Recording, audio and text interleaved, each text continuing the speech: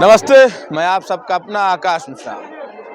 इस वक्त मैं कौशाम्बी जिले के महज 24 किलोमीटर दूर मुख्यालय से पभोसा ग्राम सभा में मौजूद हूँ। इस मकर संक्रांति के उपलक्ष्य पर पभोसा ग्राम सभा में 2 दिवसीय का मेला चलता है और इस पूरे मेले में कम से कम हजारों की तादाद में भीड़ आती है, दर्शक आते हैं इस मेले का आनंद लेने।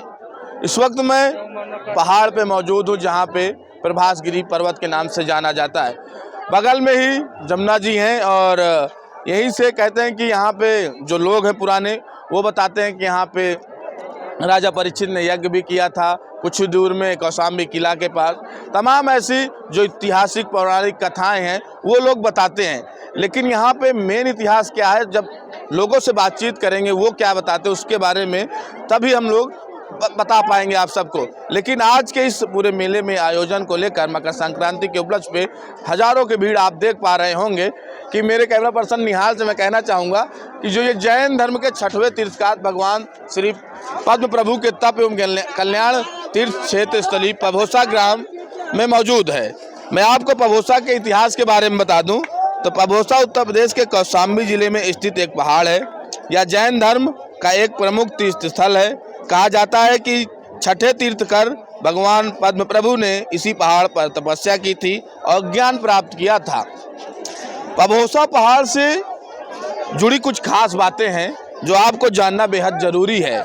पभोसा पहाड़ पर जैन मंदिर भी है। इस पहाड़ पर भगवान पद्म प्रभु के पग चिन्ह भी हैं। इस पहाड़ पर भगवान पद्म प्रभु के जीवन से जुड़ी कई कहानियां प्रचलित हैं। इस पहाड़ पर चट्टानों को काटकर गुफाएं भी बनी हैं। भारतीय पुरातत्व सर्वेक्षण एसआई ने पभोसा की गुफाओं को सुरक्षित किया है, यानी ये एसआई से पूरी तरीके से सुरक्षा के घेरे में भी है ये पर्वत। और इसको लेकर जो और भी बातें हैं कौशाम्बी जिले के बारे में, तो मैं आपको कुछ लोग भी हैं उनसे भी मिलाना चाहूँगा, उनसे भी आपको जानकारी मिलेगी कि क्या वो लोग कहते हैं और यहाँ के इतिहास के बारे में क्या बताते हैं। हमारे साथ एक वरिष्ठ पत्रकार संपादक जी हैं यूएफटी टाइम्स के सतीश गोयल जी। क्या लगता है आपको इस पूरे क्षेत्र में, आपको अभी विकास को लेकर आप क्या देखते हैं, क्योंकि जिस तरीके से लग रहा है चारों तरफ कि विकास का क्या अभी भी पैमाना पूरा नहीं है।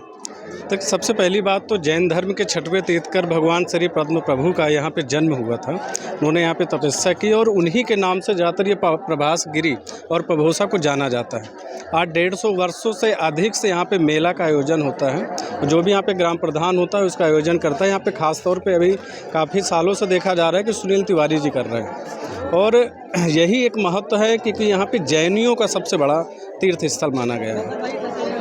लेकिन एक सवाल ये भी है, समाज में विकास को लेकर जो यहाँ पे चल रहा है, एक तरीके से अगर देखें हम आप भी 2 दिन से कवर कर रहे हैं, मैं भी आज देख रहा हूँ, क्या यहाँ पे जिस हिसाब से इस पूरे एसआई ने अपने संरक्षण में ले रखा है इस पहाड़ को, इस गुफाएं को, क्या विकास आज भी अधूरा रह गया? इलाहाबाद से जब ये जिला बना कौशाम्बी, उसके दरमियान क्या विकास आज भी इस पूरे क्षेत्र में नहीं हो पाया इसको लेकर, नहीं पर्यटन के लिहाजा से? जिस हिसाब से जैन धर्म के 6वें गुरु तीर्थकर भगवान श्री पद्म जी के हिसाब से देखा जाए तो यहाँ पे कोई विकास नहीं है। यहाँ पे मेरे हिसाब से जैसे कि कड़ा को कॉरिडोर के रूप में लिया गया है, वैसे कौशाम्बी और पभोसा को भी लेना जाना चाहिए। नहीं तो लेना चाहिए, लेकिन अगर मैं देखूं तो हर अधिकारी अपने क्षेत्र में आता है, इस क्षेत्र में घूमने आता है, इस क्षेत्र को देखता है। जब मेला होता है तमाम अधिकारी आते हैं इस मेले के आयोजन को लेकर, उनकी एक मुख्य भूमिका रहती है।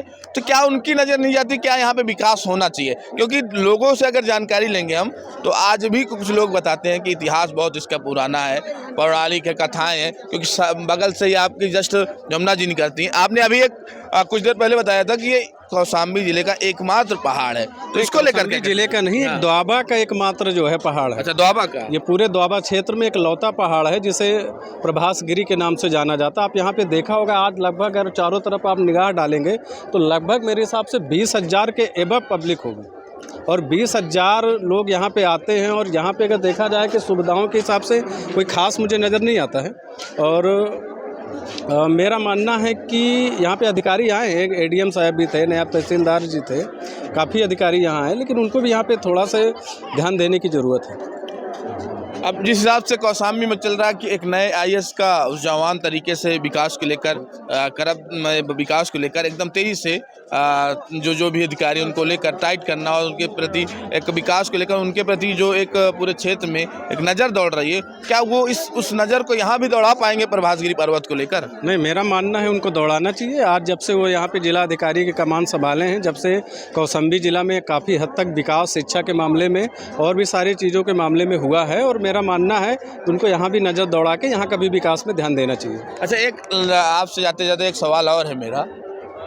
हिंदू भी हो गए, जैन भी हो गए और बौद्ध भी, इन तीनों का समागम होता है और मकर संक्रांति के उपलक्ष्य कहते हैं समरसता का भोज जो होता है वो एक पूरे देश में होता है, ऐसे कई राज्यों में जो उत्तर भारत के राज्य हैं हर जगह होता है। तो इसको लेकर आप इस पूरे कौशाम्बी में सबसे बड़ा मेले का आयोजन होता है, इसको लेकर आप क्या कहना चाहेंगे जनता को लेकर? देखिए, पूरे भारत में एक लौता ये पभोसा ग्राम सभा है जहाँ पे जैन धर्म, बौद्ध धर्म और सनातन धर्म तीनों धर्म को सामूहिक रूप से यहाँ पे सम्मिलित किया गया है, और यहाँ पे तीनों धर्म के लोग आते हैं इस मेले पे, और मुस्लिम धर्म के भी लोग आते हैं, ऐसा नहीं है, लेकिन ये एक ऐसा समागम है कि देखने को नहीं मिलता पूरे भारत में जो यहाँ पे। अच्छा, साइड में अगर देखा जाए तो बगल से ही पर्वत के पहाड़ से जमुना जी का निकास भी है, जमुना जी जाती है। पूर्व में कहानी सुनी है कि यहाँ पे भगवान श्री कृष्ण का भी